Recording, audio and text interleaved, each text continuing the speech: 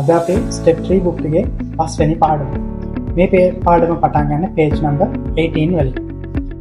මේකේ topic එක ඇවිල්ලා elimination of the defense. ඒ කියන්නේ ආරක්ෂකයන් ඉවත් කිරීම.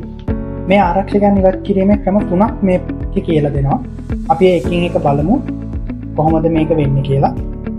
පළවෙනි එක තමයි capturing. ඒ කියන්නේ අපිට මොකක් හරි attack එකක් හරි mate එකක් හරි මොකක් හරි දෙයක් අපිට කරන්න අවශ්‍යයි. නමුත් කරන්න බෑ, එයාගේ ආරක්ෂකයෙක් ඉන්නවා. එතකොට මේක ඉවත් කරන්න අපිට පළවෙනියට පුළුවන් ඒ ආරක්ෂකයව කපලා අයින් කරන්න. ඒකට අපි කියනවා capturing කියලා. එතකොට මේ example එකේ බැලුවොත් මට මේ රුක්ව D8 දාලා checkmate කරන්න පුළුවන්.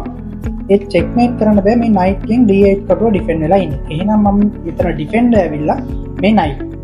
එහෙනම් මම මේ defender කපලා අයින් කරන්න විදිහක් බලනවා. එතකොට මට මේ පුළුවන් bishop ගෙන් knight එක කපන්න. එයා ඊළඟ move එකේදී pawn ගෙන් bishop එක කැපුවොත් රුක්ව D8 දාලා checkmate කරන්න පුළුවන්. හදිසිය හරි අපි bishop ගෙන් knight එක කැපුවෙන් පස්සේ එයා දැනගත්තොත් මේක mate වෙන්නයි යන්නේ කියලා මේ pawn ගෙන් bishop එක කැපුවේ නැතුව එයා mate එකෙන් බේරෙන මොකක් හරි move එකක් කරොත් අපිට bishop පාය බේරගෙන bishop ගෙන් මේ pawn හරි කපලා අපිට පුළුවන් piece එකක් up වෙන්න. මොකක් කරත් අපිට game එකේ advantage එකක් එනවා. ඊට පස්සේ දෙවෙනි එක අපිට මේකෙත් example එකක් තියෙනවා. මේකෙත් mate එකක් කරන්න පුළුවන්. මේකෙත් queen h7 දාලා checkmate කරන්න පුළුවන්. checkmate කරන්න බෑ, මේ knight defend කරගෙන ඉන්නවා h7 square. එහෙනම් මෙතන අපිට පුළුවන් මේ rook ගෙන් ඉස්සෙල්ලා knight එක කපන්න. එයා අපේ rook එක කපපු ගමන් queen h7 දාලා checkmate කරන්න පුළුවන්. අන්න ඒක තමයි capturing කියලා කියන්නේ. ඊළඟට දෙවෙනි option එක තියෙනවා අපිට luring away. ඒ කියන්නේ මේ defender අපි වෙන කොටුවකට අද්දවනවා. ඒ කියන්නේ අපිට අදින්න සලස්වන්න පුළුවන්. දැන් මෙතන අපිට පුළුවන් මේ rook c8 දාලා check කරන්න checkmate වෙනවා. checkmate එකෙන් බේරෙන්න තියෙන එකම option එක bishop cut rook කරන එක. bishop cut c8 කරාම අපිට පුළුවන් මේ rook e8 දාලා checkmate කරන්න. අපිට checkmate එක කරගන්න මොකක් හරි option එකකින් defender ඉන්නවා. defender කොයි හරි කොටුවකට එයාව අදින්න සලස්වනවා. අනිවාර්යෙන් අදින්න සලස්වනවා. දැන් මෙතන rook c8 දාලා checkmate කරාම bishop ගෙන් කපන්න නැතුව ඉන්න බෑ. අනිවාර්යෙන් කපන්න වෙනවා. ඒ bishop defender වෙන තැනකට යොමු කරලා අපේ goal එක achieve කරනවා. ඊපස්සේ තුන්වෙනි ක්‍රමය තමයි chasing away. මේකේ කරන්නේ defender ඒ ඉන්න කොටුවෙන් කොහෙට හරි අයින් කරලා දානවා. මේ puzzle එකේ බැලුවොත් අපිට මේ rook queen battery එකක් තියෙනවා. මේ battery එකෙන් g7 එක කපලා checkmate කරන්න පුළුවන්. හැබැයි checkmate කරන්න බෑ, මේ knight ගෙන් defend වෙලා ඉන්නේ. එහෙනම් අපිට පුළුවන් මේ pawn ගෙන් මේ d4 එකේ ඉන්න pawn d5 එකට push කරොත් මේ knight අනිවාර්යෙන් කොහෙට හරි අදින්න වෙනවා. අද්ද ගමන් checkmate කරන්න පුළුවන්. in case මෙයා අදින්න නැතුව මේ mate එකෙන් බේරෙන්න g6 වගේ move එකක් හරි king move එකක් හරි කරොත් අපිට පුළුවන් මේ pawn ගෙන් knight එක කපලා knight කෙනෙක් up වෙන්න.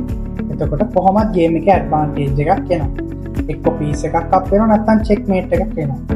අන්න ඒ වගේ කොහොම හරි defenders ලව අයින් කරලා අපිට ඕන goal එක achieve කරගන්න තියෙනවා. අපි බලමු page number 19 වල ඉඳන් ඔයාලට exercise දීලා තියෙනවා. අපි පළවෙනි එක මම කියලා දෙන්නම්. ඊට පස්සේ ටික ඔයාලා කරන්න. මේකෙත් puzzle එක බලලා හැම වෙලේම හොයාගන්න ඔයාගේ goal එක මොකද්ද? ඒක කරගන්න බැරි වෙන්න defender කවුද? ඒ ඊට පස්සේ defender අයින් කරන ක්‍රමය අර ක්‍රම තුනෙන් එකක් use කරලා බලන්න. ඒකට මම ඉස්සෙල්ලාම හොයාගන්නවා මට මෙතන rook d8 දාලා check කරන්න පුළුවන්. bishop ගෙන් guard වෙලා ඉන්නේ. ඒ checkmate එක නවතිනවා මෙන්න මේ h8 එකේ ඉන්න rook නිසා. rook ගෙන් rook කපුවොත් checkmate වෙන්නේ නැහැ. එහෙනම් මෙතන checkmate එක තියෙනවා defender විල මේ h8 එකේ ඉන්න rook. මෙයා තමයි defender. එහෙනම් මම කොහොමද මේ defender ඉස්සෙල්ලාම අයින් කරන්නේ? මෙතන pieces value එක ගැන හිතන්න එපා. අපිට ඕන target එක ගැන විතරක් හිතන්න. force mate එකක් හරි තියෙනවනේ game එක දිනනවා නම් අපිට එක ගොඩක් ඉන්න ඕනේ නැහැ. එක piece down වෙලා හරි game එක දිනන්න පුළුවන් නම් අපිට වෙන්න ඕනේ එච්චරයි. එතකොට මේ queen ගෙන් rook කපනවා. කපපුවාම check එකෙන් බේරෙන king එක කොහෙටවත් move කරන්න බෑ, මොකද මේ rook d5 එකේ ඉන්න නිසා. එතකොට force to cut මේ knight ගෙන් අනිවාර්යෙන් queen එක කපන්න වෙනවා. knight ගෙන් queen එක කපපු ගමන් අපිට පුළුවන් මේ rook d8 දාලා checkmate කරන්න. දැන් මෙතන හොඳට බලන්න ළමයි, අපි queen එක තමයි sacrifice කරේ. හැබැයි sacrifice කරේ අයි force mate එකක් තියෙන නිසා. ඒ නිසා හොඳට මතක තියාගන්න, ඔයාලට දිනන්න පුළුවන් අවස්ථාවක් තියෙනවා නම් pieces වල value එක ගැන ලොකුවට හිත හිතින්න එපා. හැබැයි ඒක අනිවාර්යෙන් force mate එකක් තියෙනවා නම් විතරයි. ඒ වගේ මොකක් හරි අපිට අනිවාර්යෙන් වාසියක් වෙන දෙයක් තියෙනවා නම් ඒකට කිසිම වෙලාවක පීස් වල වැලියුස් හිතන්න එපා. දැන් අපි ඉස්සලාම චෙස් ඉගෙන ගන්න කාලේ වැලියුස් බලලා තමයි චෙස් ප්ලේ කරේ, පීසස් එක්ස්චේන්ජ් කරේ. හැබැයි දැන් අපි ඇඩ්වාන්ටේජ් එකක් ගැන හිතලා තමයි pieces exchange කරන්නේ. ඒතර page number 19 එකේ මේ exercises ටික තියෙනවා. ඒකේ තියෙන්නේ මේකේ topic එක පොඩ්ඩක් බලන්න, capturing a mate. ඒ කියන්නේ pieces defender කපලා mate කරන්න තමයි තියෙන්නේ. page number 20 එකේ luring away and mate. ඒ කියන්නේ defender අපි වෙන කොටුවකට හරි වෙන තැනකට යන්න සලස්වලා mate එක කරනවා. මේකෙත් මම පළවෙනි example එක කියලා දෙන්නම්. මේකෙත් black ට move එක තියෙන්නේ. එතකොට අපි අර කලින් ඉගෙන ගත්ත example එක වගේම තමයි මේකෙත් rook c1 දාලා checkmate කරන්න පුළුවන්. ඒ checkmate එකෙන් බේරෙන්න තියෙන එකම option එක bishop cut rook කරන එක. bishop cut rook කරපු ගම rook e1 දාලා checkmate කරනවා. එතන මේ rook e1 එක තමයි checkmate move එක. ඒක කරන්න බැරි මේ bishop defend එකේ ඉන්න නිසා. එතකොට ඒ bishop අපිට අදින්න සලස්වලා mate එක කරනවා. එතකොට මේ වගේ තමයි මේ page number 20 එකේ කරන්න තියෙන්නේ.